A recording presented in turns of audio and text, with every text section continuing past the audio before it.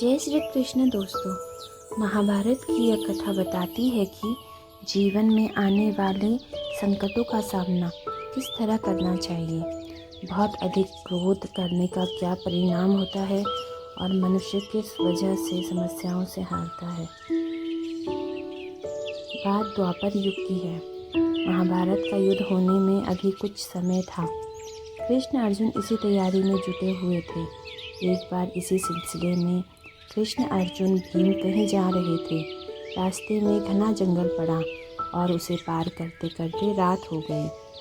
अंधेरा हो जाने के कारण तीनों ने तय किया कि अब आगे बढ़ना संभव नहीं है, इसलिए यहीं ठहर जाते हैं। सुबह होने पर बढ़ चलेंगे। इस पर भीम बोले कि यह जंगल मायावी लगता है, इसलिए यहाँ ठहर तो सकते हैं, लेकिन यहाँ सोना ठीक नहीं होगा। कृष्ण और अर्जुन दोनों को थका हुआ भांपकर भीम ने कहा, तुम दोनों सो जाओ, मैं जागकर पहरा देता हूँ। इस पर कृष्ण ने कहा, थके तो हम तीनों ही हैं, ऐसा करते हैं, बारी बारी एक प्रहर जागकर पहरा देते हैं। सहमति होने पर कृष्ण अर्जुन सो गए और भीम जागकर पहरा देने लगे। कुछ ही पलों में कृष्ण अर्जुन गहरी नींद में चले गए और तभी भीम को एक भयानक आकृति उनकी ओर आती दिखी। वह कोई राक्षस था।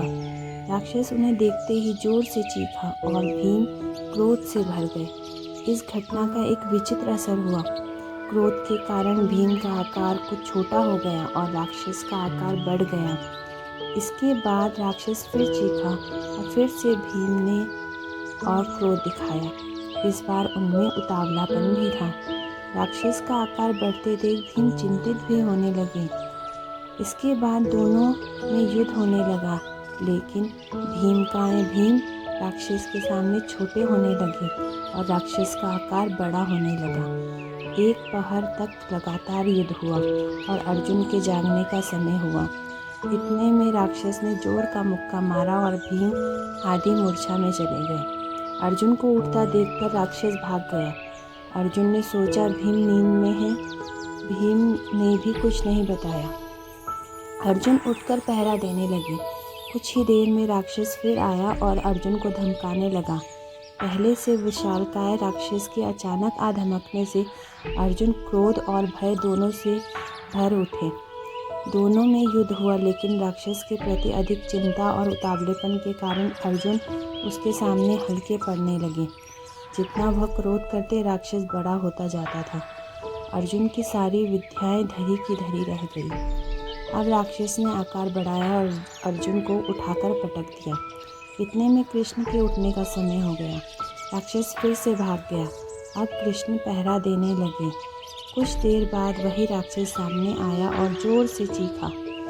कृष्ण जरा भी घबराए नहीं और बोले, बताओ तुम इस तरह क्यों चीख रहे हो, क्या चाहिए तुम्हें। इस बार भी कुछ विचित्र घटा। कृष्ण के साहस के कारण उनका आकार बढ़ गया और राक्षस का आकार घट गया।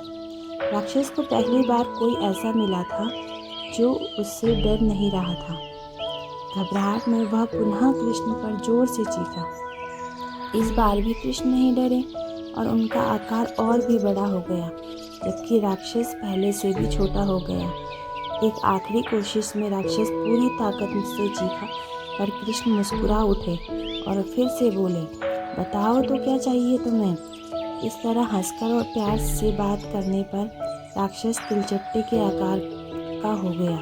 कृष्ण ने उसे हथेली में लेकर अपनी धोती में बांध लिया और फिर कमर में कस कर रख दिया।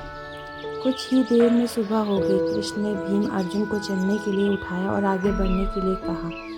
वे धीरे धीरे आगे बढ़ने लगे। इस पर अर्जुन ने संकोच करते हुए रात की पूरी घटना बताई। कृष्ण तो सब जानते ही थे। उन्होंने भीम की ओर देखा। लज्जित हुए भीम से कुछ कहते ही नहीं बना। इस पर कृष्ण ने मुस्कुराकर अपनी कमर में बंधे उसी राक्षस को निकाला और दिखाया। अर्जुन और भीम चौंक पड़े और कहा, यह तो वही राक्षस है। कृष्ण बोले, यह राक्षस नहीं, तुम दोनों के मन में घर बना चुका अनावश्यक क्रोध है। यह तुम्हारा उतावलापन भी है। जितना तुम क्रोध को बढ़ाओगे, इसका आकार बढ़ता जाएगा और यह ताकतवर हो जाएगा। तुम इसके सामने बौने हो जाओगे। यह जीवन में आने वाली समस्या का भी प्रतीक है।